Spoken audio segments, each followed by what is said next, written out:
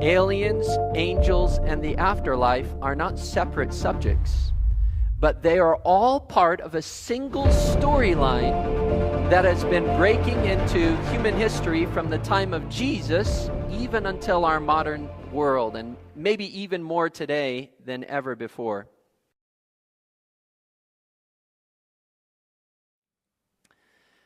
Tonight, in UFOs over Idaho, we're going to look at some of the most convincing sightings of UFOs, UAPs, or flying saucers, all words used to describe the same thing. We're going to look not only at sightings here in Idaho, but around the world for some of the most credible witness accounts.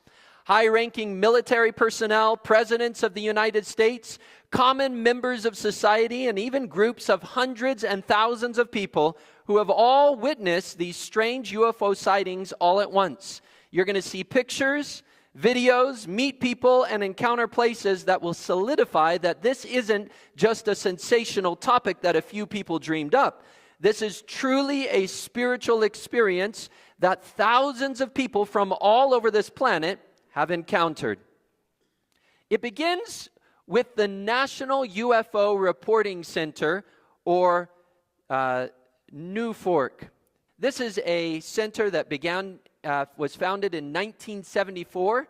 The National UFO Reporting Center. It's an independent, non-governmental organization dedicated to collecting, recording, and analyzing UFO sightings from across the United States and around the world. The center operates a 24-hour hotline telephone and an online reporting system that allows witnesses, civilians, sometimes military or aviation professionals, to document unexplained aerial phenomenon. NUFORC compiles these reports into one of the largest public UFO databases in the world, and it's freely available. Anyone can go on there. People post pictures, they post videos, they post their reportings, what they saw, when they saw it, where they saw it. And here is all the reportings since 1979. 170,000 sightings. And they say for every sighting that is reported, 10 were never reported. And if that is true, then you have under 2 million sightings just in the United States of America. And some of these sightings are reported by family groups, meaning that those sightings represent millions of people all over the world. Just look at the map of the sightings reported all over this country. And now we're going to zoom in, and you see that there are a number of sightings. We're going to zoom right into North Idaho here, and you can see that there's a number of sightings, even right here near Sandpoint and around Lake Pend Oreille, down south in Coeur d'Alene and in those areas. So UFO sightings are sightings from all over. We're going to look at some of these sightings that happen right around this Sandpoint area that have been reported on the NUFORC website. The first sighting is from Priest River. How many of you live near or around Priest River? Anyone? Okay, a few from Priest River. So this is your neck of the woods. It happened July 8, 1994. A couple who live out of town noticed some strange lights in the distance one evening. The husband saw it first, and so he goes to get his wife, who came out with binoculars to get a good look at this thing. And she said, "I went to get a pair of binoculars, and my jaw truly dropped to the ground. I saw a disc-shaped object like the lid of a saucepan, metallic or silvery gray in color. The lights, red and bluish green, were not blinking after all, but were circling the edge of the disc." So she goes on to report that her neighbor saw it too, and others must have seen it. And also, there must have been a number of people who saw it, because within a week, they got flyers from MUFON, which is the other network online that reports UFO sightings. It's Mutual UFO Network, asking if anyone had seen strange lights in the sky. Wild. But the stories get even more interesting. Here's another one. This one is August 1st, 2012, up in the mountains east of Coeur d'Alene, Idaho. A single man reports his encounter while enjoying the mountains. He says, "I had a sensation that something was above me. I looked up and seen a huge black metallic triangle hovering. There was no sound. It was enormous, probably a football field length for each side of the triangle." Anybody ever been on a football field? It's huge, gigantic. It passed by silently at about 25 miles per hour, then was out of sight within seconds. Now you're going to see that seeing giant triangular aircraft in the sky is not an anomaly, but hundreds of witnesses from all over the world have seen identical UFOs. Let's check out one more sighting from North Idaho. This one further east of Coeur d'Alene in a town called Murray, Idaho, up over one of the mountain lakes. So a hiker was hiking and stopped to rest at one of these mountain lakes when he suddenly noticed a craft hovering above the water of the lake, silently, of course. Here's what he said. "Noticed an object hovering toward the middle of the lake, about 500 to 1,000 feet above the lake. Size of a compact car. No sound. Looked illuminated. Watched it for 2 to 5 minutes before getting very uncomfortable and truly scared, packed up, and left." I'm not sure I would have stayed there for too long either. None of these eyewitnesses, by the way, leave their names or pictures of themselves. They aren't looking for fame. Their descriptions are as strange to them as they are to us. This guy was so scared he booked it out of there, but not before snapping a photo of what he saw. Are you ready to see it? All right. Here is his photo. Now you can see the lake, you can see the mountain, and right up here is the picture of what he saw. So I zoomed in, and of course, that's what I got. They're always grainy, aren't they? And so I decided, you know what? We are living in 2025. Let me take this, throw it into ChatGPT, and see what it produces. You ready what ChatGPT produced? This is what ChatGPT produced. I don't know. I mean, maybe.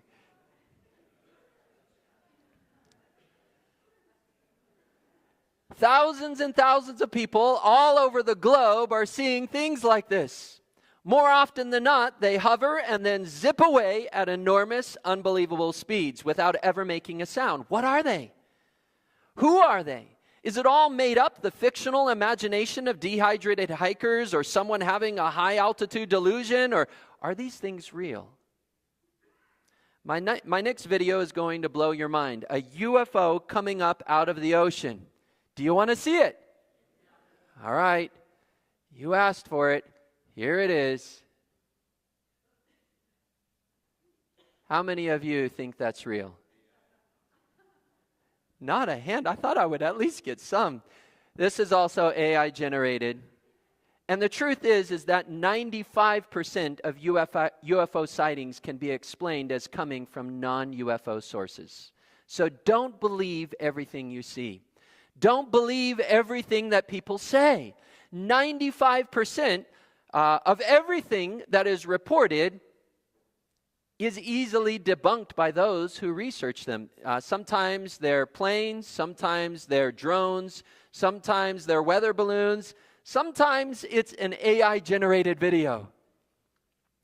But of the 95% of the things that are wrong, you still have 5% of sightings that are different, that are so thoroughly verified that you can't dismiss them as nothing. You can't explain them with what we know exists today. They are truly UFOs, unidentified flying objects, or UAPs, unidentified aerial phenomenon. So what makes it into the 5% elite category? These are high-quality sightings, verified to have been seen by more than one person. So they are externally verified by things like radar and seen by trusted sources. Men and women in positions like military personnel or part of a police force or trained to notice details and the evidence. Pilots who have vast experience measuring things at distance and estimating flight speeds. Men and women with credentials and reputations. The 5% represent the sightings that they've done all of the checklists, and they can't explain it with anything. These are things that have videos or pictures seen by sometimes thousands of people at once.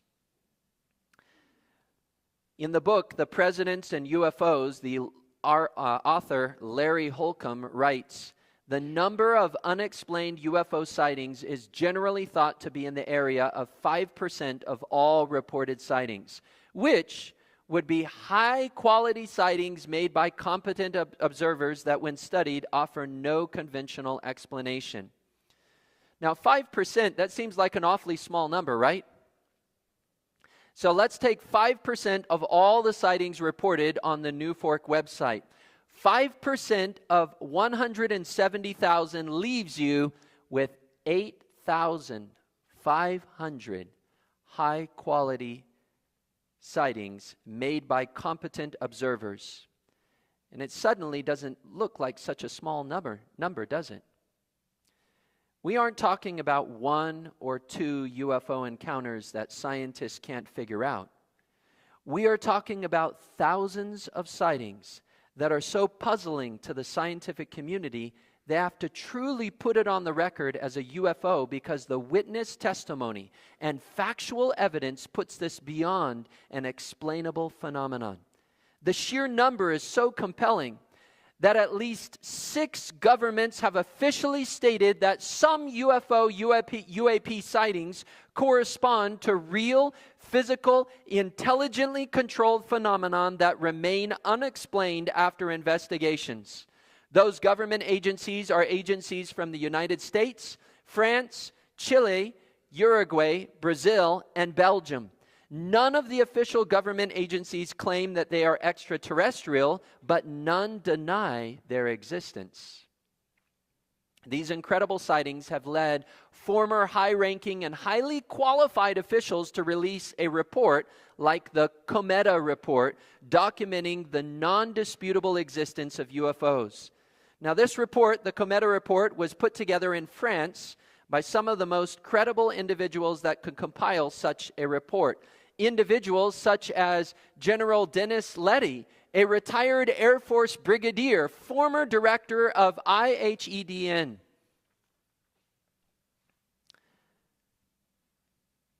Which is the Institute of Advanced Studies for National Defense. He provides national security and air defense data to the committee. Then you have Admiral Marc Merlot, who's a retired French Navy admiral, providing data from the Navy. Jean-Claude Ribes, who's an astrophysicist, director of research at Francis Saren's National Scientific Research Center, who gave the astronomical explanation versus genuine unknowns for each UFO sighting that they analyzed.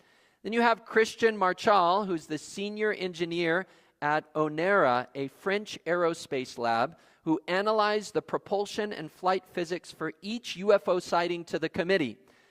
Okay, Francois, say his last name, who was an image analysis specialist and a consultant to the French Defense Ministry. He supplied photographic and radar data assessments for the methods for this team. Now, the reason I put these people up here is I want you to see these aren't just a few people who have low credentials, no credentials. These are high-level officials who worked in government and really critical areas of research, and they're all coming together, each playing a different part, and they look at these sightings, and it includes 13 retired generals, scientists, aerospace experts working together for a total of 3 years, analyzing military reports and pilot encounters with unidentified flying objects. So they pull it all together, and they say, from all of our professional background, what does this indicate? What does it say? What are we seeing? And you have to understand that this was not written for the general public, but was meant for the highest officials in government, for the French president himself to take seriously the issue of UFOs. So what did the report conclude about UFO sightings? I have that slide right at the end. We're going to get there. But before we get there, we're going to have to come to our own conclusion. So we're going to look at some of these sightings that the Cometa report researched. All truth passes through three stages. First, it is ridiculed. Second, it is violently opposed. And third, it is accepted as self-evident. So the first major sighting that we have to look at, and probably one of the most convincing, is called the Belgium wave. The Belgium wave is sightings of UFOs that began in 1989 and continued across Belgium for 2 years. Retired Major General Wilfried de Brouwer, who was put in charge of handling the response to this UFO wave by the Defense Ministry of Belgium, recalls the events over a 2-year period, saying hundreds of people saw majestic triangular craft with a span of approximately 120 feet and powerful beaming spotlights moving very slowly without making any significant noise, but in several cases accelerating to very high speeds. Again, this is coming from a general, a Belgium general, who's saying, this is what was reported to us. On November 29, 1989, 143 sightings were reported within a 19-mile circumference in Belgium. They estimated 250 people saw a UFO craft flying over Belgium. It was 5:15 p.m. local time when a triangular craft was spotted silently hovering above a field with 3 spotlights beaming down and a red flashing light in the center. It never made a sound. 2 federal police officers witnessed this craft for over 30 minutes. Here is a drawing of this craft by 2 witnesses near the lake of Jalapa. You can see a side angle view here, and then you can see a bottom view here of this craft. This is an actual drawing that witnesses made. At 6:45 p.m. that same night, several officers reported seeing a second craft emerge silently from behind the woods. It tilted forward in a deliberate maneuver, revealing the upper side of its fuselage, a dome-like structure with rectangular windows glowing from within. After a short time, this second object disappeared from view. So this is an AI-generated photo from the actual drawings of the craft as well. The officers said that the craft had 2 red light beams with a red ball at the end of each beam. The beams almost dropped out of the craft like a solid glowing red bar and then pulled up in the same way, but it looked like streams of light or lasers, but it behaved more like a solid object. Here is the drawing from the witnesses who saw that aircraft. And this is from the SOBEP's archives. 2 witnesses who collaborated on that drawing. Then at 7:23 p.m., the original 2 policemen, still in radio contact with their dispatch, spotted the first craft again. From their elevated position overlooking Henry Chapelle, they could see it drifting toward the town where 2 of their colleagues, officers Dieter Plumens and Peter Nickel, now had it in sight as well. So picture the scene. 2 officers watching from the ridge above and 2 more stationed below in the village, each seeing the same object from different vantage points. The lower pair describe a triangular craft about 250 feet above the ground, roughly 300 feet away, with 3 powerful spotlights and flashing red light at its center.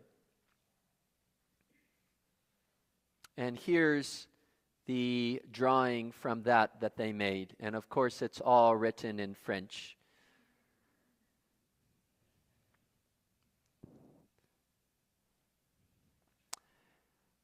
Suddenly, The craft emitted a distinct hissing sound, and a red sphere of light, a ball of light, dropped straight down from its center, passing alarmingly close to their position before veering away and disappearing behind the trees. The UFO then started to move, and the policemen followed in their vehicles until they lost sight of it. In total, 13 police officers had witnessed this UFO, followed it, made detailed drawings, and all reported it.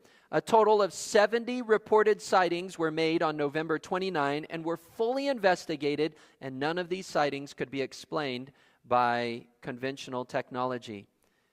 That same triangular craft reappeared over Belgium on December 1st, and then again on the 11th, witnessed by 21 more people. Here is a picture drawn by a 12-year-old boy who saw it with his parents, his grandparents, and his sister. The boy's drawing shows a frontal view, a closer overhead view, and a view of the craft as it flew directly overhead. And you can see those three views there. Then, on April 4, 1990, at 10 p.m. in the town of Petit Richan, a lady was walking her dog in her courtyard when she noticed the spotlights of a craft hovering near her home. She alerted her partner, who rushed outside with his newly bought camera, and the camera was loaded with color slides, but only 2 shots remained on the film. So he leaned against the wall to avoid instability, and he took 2 photographs. The first with a manual exposure time of 1 to 2 seconds while the craft was banking to the left. And here's the photo that he got fully exposed. This is perhaps one of the most famous UFO photographs that has ever been released. And you can see it's triangular, you can see the lights, you can see the central light.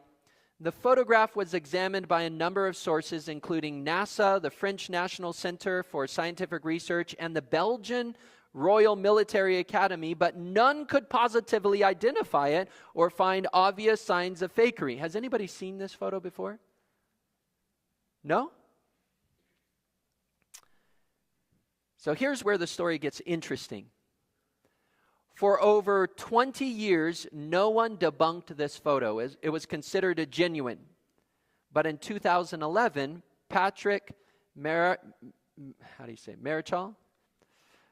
he went on live television and claimed that his own photo was a fraud and that he used styrofoam, lights, and strings to create a fake. So the skeptics jumped on this and celebrated, but the case isn't closed. We still have all the witnesses to the Belgium wave. In addition, Patrick Marshall is in a patent dispute trying to get money for his photo from a publisher. Why would he wait 20 years to say it was a hoax? Why didn't the best scientists debunk his photos years earlier? There's still a lot of questions of whether the admission of a hoax was a hoax itself. And then you have the F-16 pilots who were dispatched from the Belgium Air Force to chase the UFO. They got it 8 times on radar, but never saw it from the sky. Of the approximately 2,000 reported cases registered during the Belgian wave, 650 were investigated and more than 500 of them remain unexplained. So was there something actually seen by hundreds of people over Belgium? The mystery certainly isn't solved. Even if this one photograph is taken as truly debunked or a fake, how do you explain all the rest of the evidence that comes in? Dr. Richard Haynes, a NASA research scientist and chief NASA Space Human Factors branch, has compiled an impressive 3,400 first-hand UFO sightings by commercial, military, and private pilots of UFOs that they've seen while flying. So I'd like you to take a moment and listen to this scientist explain why pilot sightings are so reliable, how this is a global phenomena, and he shares one of the stories from his collection. So let's listen in to Dr. Richard Haynes share about this just now. The pilot sightings are very valuable because of a number of factors. The pilots are highly educated and trained for the first point. And what that means is that they have a career at stake. And they're not going to come forward with a report of some strange object or light off the side of the aircraft or near the aircraft unless they've already eliminated all of the prosaic explanations. They're just risking their career to do so. I would say in half of the cases at least, the phenomenon appears to approach the airplane, not the other way around. It's as if the aircraft is the focus of attention or curiosity, if I may use that word, of the phenomenon. That the pilot's flying along minding his own business and something comes up alongside one wing for 15 minutes at cruise altitude, cruise speed, and then sometimes we'll flip over to the other wing or stay right at the nose of the aircraft and then do barrel rolls along the flight axis. Some very interesting maneuvers, the kind of flight maneuvers that our aircraft are generally not capable of doing. It suggests that the phenomenon is worldwide, obviously. We take that for granted now. It's not showing up differently by culture, for instance. That the behavior of the phenomenon near an aircraft is the same for foreign aircraft as it is American aircraft, as I would expect. I had a B-52 captain tell me once that he was flying in the front left seat of a brand new B-52 from Wichita, Kansas, where it was made by the Boeing Corporation. And his job was to ferry that aircraft with a light crew, not a full crew, to an Air Force base in the southwestern part of America. Clear sunny day, beautiful bright sky, and an object, a round sphere, probably 4 or 5 feet in diameter with no markings, no rivets, no seams, no insignias, no USAF on the side, showed up right off his left wingtip. Well, his co-pilot said, "Captain, we have an object off our right wingtip," and he described it, and it was the same shape, size, and identical to this one on the left wing. So there's 2 objects now, keeping up with the aircraft at cruise altitude and cruise speed. Well, to make a long story short, he told me that an object showed up behind the aircraft, above the aircraft, below the aircraft, and off each wingtip, 5 total. And I said, "Well, what did you do?" He said, "Well, I hit the autopilot button on the control column and went into evasive maneuvers, which is kind of standard operating procedure, to try to shake these things." And he said, "I tried to, if they were balloons, they weren't going to keep up with us very long. If they were birds, why were they at that altitude and flying at 300 or 400 miles an hour, so forth and so on." Good, typical piloting behavior, checking off what they weren't, you see. Well, he said, no matter what I did with that aircraft, they stayed with the aircraft perfectly aligned. It was called station keeping. So he said, after a while of this, we're running out of fuel and I have a job to do. He said he added power, got back up to cruise altitude, and put it back on autopilot. And he said after 15 or so minutes more, the objects departed from the aircraft in the exact opposite order they arrived. Intelligence. To me, that's not random. That's intelligence. That's deliberate. These are credible people. Commercial pilots. People that you would trust to ferry you from one place to another, and they're doing everything in their checklist. They're trying to get away from these things, and they're there. Let's look at some more. Here's another story from Dr. Haynes' file. A Portuguese Air Force pilot, Julio Guerra, November 2, 1982, at 10:50 in the morning, he was flying a DHC-1 Chipmunk, and I have a picture on the screen of what this small airplane looks like. He was flying near Lisbon between 5,000 to 5,500 feet. Suddenly, he noticed a UAP, a UFO, flying below him. But then he noticed it didn't have any wings or a tail, just a fuselage. He describes it like a disc with the top reflecting the sun and the bottom a darker appearance and a bright band wrapping around the center. The object ascended rapidly to 5,000 feet in less than 10 seconds and then stopped right in front of him and then moved with the pilot's airplane and then started doing huge orbits around his plane, flying from 5,000 feet to 10,000 feet, and then back down to 5,000 feet, doing these huge orbits. Julio radioed the tower, and they sent up 2 other pilots to confirm, Carlos Garces and Antonio Gomez, who were both Air Force pilots. They both radioed when they met up with Julio that they could see the object circling his plane, and they estimated it was 8 to 10 feet in diameter. Julio decided to intercept the object and flew right at its trajectory path. And the object rolled right over the plane at lightning speeds and then seemingly hovered right over his plane, as if it had parked itself on top of his plane and just stayed with it, breaking, as he said, all the rules of aerodynamics. It hovered there for several moments, just following the plane, and then bolted away and disappeared in a flash before all 3 pilots' eyes. When they landed, all 3 pilots gave their individual corroborating reports regarding this flying object. They determined the object had ascended at a rate of more than 300 miles per hour, which, if it is instantaneous, creates a G-force of 27 Gs. Humans can survive a G-force of 4 to 6, maybe up to 9 with a G-suit on.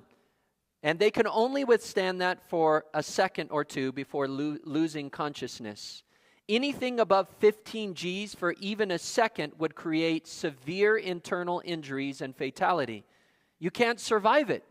But here are trained pilots seeing this object travel at these incredible speeds. And while the object was circling Julio in his aircraft, it would have been traveling at 1,500 miles per hour, according to these pilots' estimates, while doing these incredible aerial maneuvers, something not possible with aircraft currently operating on Earth. And to put this into perspective, the radius of the turns at that speed would be around a 15-mile radius circle.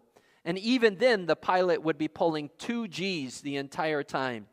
If you pull that circle inward to what this object was doing, even to a mile, the G-force from this speed and tight circle, again, is so great that the pilot would not survive. And the aircraft would not be able to handle the pressures. It's beyond the structural thermal limits. So did these 3 pilots just lie? Not likely. The tower received the radio signal from Julio and sent up 2 other Air Force pilots who were laughing about the whole thing before they arrived on scene, and then saw the aerial phenomena for themselves. This is a super important point. Not only do these UFOs look like aircraft no one has ever seen before, but they break the laws of physics. You know, there's a name for this. Do you know what it is? Supernatural. We classify things like miracles, divine or spiritual beings, sorcery or witchcraft, paranormal phenomena. These are all things we use to describe the term supernatural. In many instances, these UFOs don't appear as discs or triangles. Sometimes they just appear as balls of bright, shining light. As was the case in 1978 when Captain Startup and a co-pilot were flying along the coast of New Zealand when suddenly they spotted strange lights ahead. Cameraman David Crockett filmed the entire thing while both planes' onboard systems as well as New Zealand traffic control tracked the lights on radar, and air traffic controller Jeffrey Causer also witnessed this whole thing being played out on the radar screen while the entire dialogue was recorded between the pilots and the air traffic control. It's a well-documented case. Here it is as filmed that night right over the plane. It's one of the most incredible UFO footage ever, simply because of the number of high-quality witnesses. The video you see playing is the actual footage from the incident in 1978. Here they're slowing it down as it's going, and here they're repeating that footage again, and you can see it zigzagging, appearing, disappearing, moving to different parts of the plane.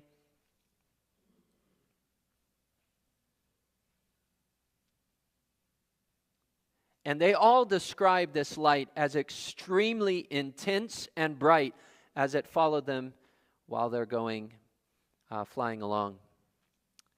Here's another incident that happened at the O'Hare Airport, November 7, 2006. For about 5 minutes, a disc-shaped object hovered quietly over the United Airlines terminal while pilots, managers, and mechanics at the airfield looked up and watched this thing just silently hover. It was 20 to 80 feet in diameter and was about 1,500 feet above gate C-17 of the United Terminal. The FAA at first denied that anything ever happened until the tapes of the United supervisor's call to their air traffic control tower were released. And then they had to walk back their story and actually say, yes, this really did happen. Here's the audio from this day, November 7, 2006. And listen to the disbelief in the people's voices as they describe what they're seeing. Dwight. Yes. What happened to Dave? Did he have to take a break because I called him? No. This is Sue from United. Yes. There was a disc out there flying around. There was a what? A disc. A disc? Can you hang on 1 second? Sure, Dwight. Okay, I'm sorry. What can I do for you now? All right.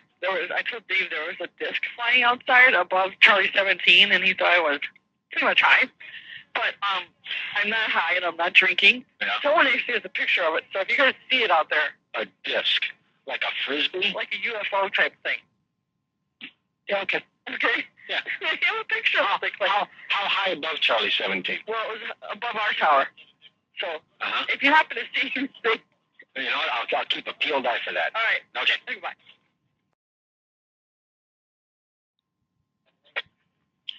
Tower Cab, this is Dave. Okay, Roger, over at United Agency. Yeah, Roger.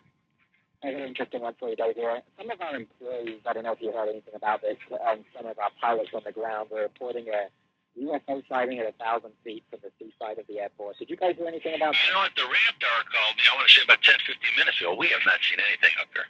Okay. Because she said it was right around gate C-17. Okay. But, and since she called, I've been looking, but we have not seen anything. Okay. If we do, oh well. Well, no, I was just wondering. Maybe Yeah. we'll have to give him C7 right.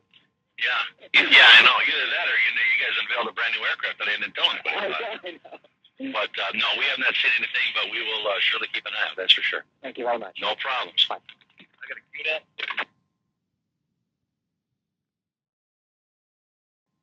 Back Gateway 5668. In the penalty box, ready to go to the Northport.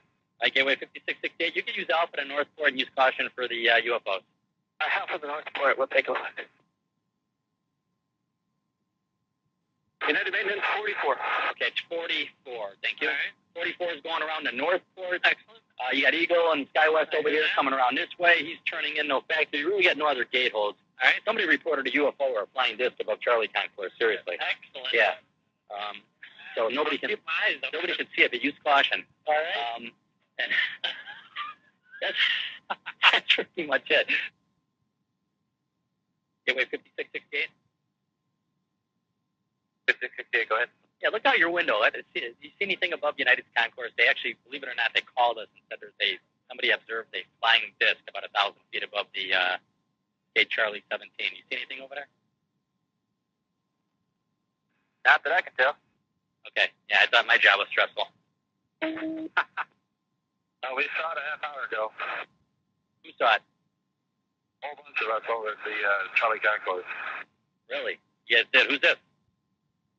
The United taxi mechanic.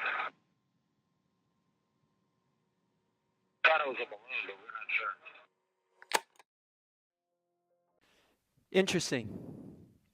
So, you have all of these pilots radioing back and forth with the tower. The disc was actually hovering up above where the tower could see, so they had to rely on reports from pilots or mechanics or other people that were on the airfield to report back to them what they saw. Some of the pilots saw it, some of them didn't. They looked up, they're like, no, I don't see anything. And then one of the mechanics said, yeah, a whole bunch of us are watching this thing, and all of us have seen this thing. Now, what happened? Well, that disc continued to fly above there for a little while, and then multiple witnesses watched as this flying disc suddenly shot up in less than a second, and it cut through the clouds like butter and left a cookie cutter hole the exact shape of the disc right through the clouds.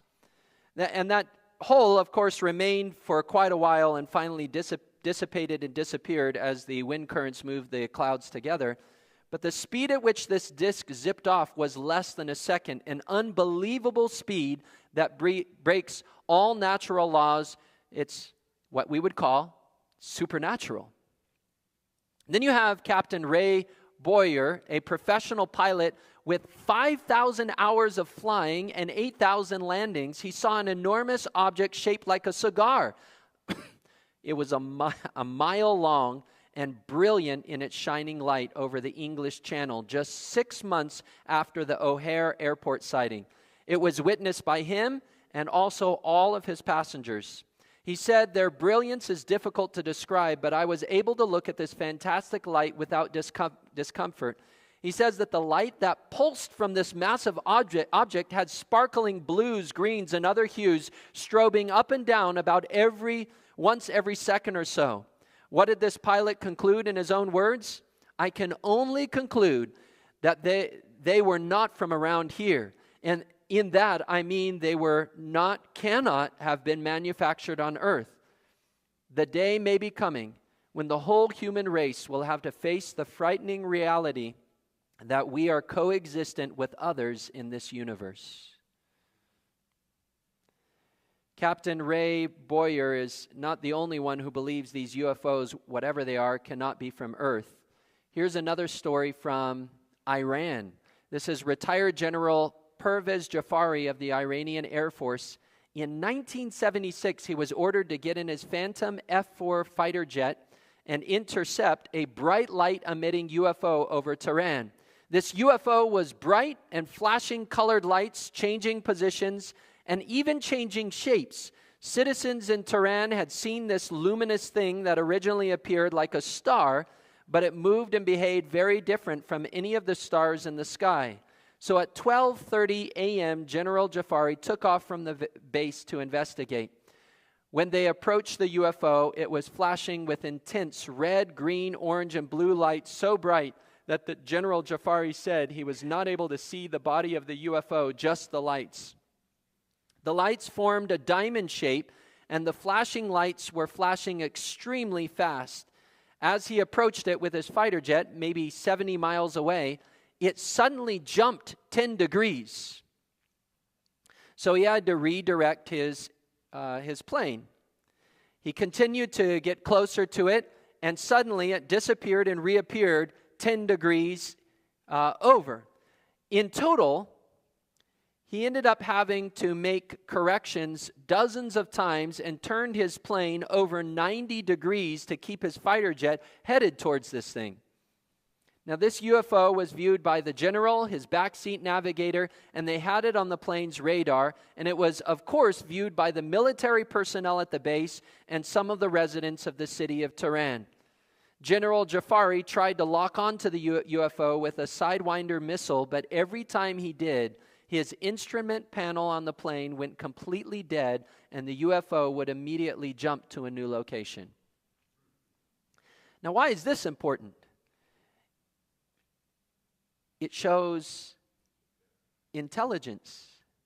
It shows purposefulness, moving of its own accord, anticipating that the general was about to fire, and then somehow having a technology system to shut down the entire instrument panel and then maneuver out of the way so he can't fire a missile at this thing. The Shah of Iran remarked after this event had taken place that, in my opinion, they cannot be from our planet. Because if anyone on this planet had such power, he would bring the whole planet under his own command. Larry Holcomb, the author of The Presidents and UFOs, put it quite succinctly when he says, "The accumulation of evidence is so great that no reasonable person can any longer deny their existence." And here's the former Canadian Minister of Defense who says, "They are as real," read it with me, "as the airplanes that fly over your head." Dr. J. Allen Hynek was a UFO debunker, and he began studying thousands of these UFO sightings. He was part of the Air Force's investigation branch called Project Blue Book. And their main objective was to find these things, explain these things, and debunk these things so that nobody would question whether there are UFOs. So he began doing this, and he was quite successful at debunking a lot of these UFO stories. After all, 95% can be explained by things that investigators find.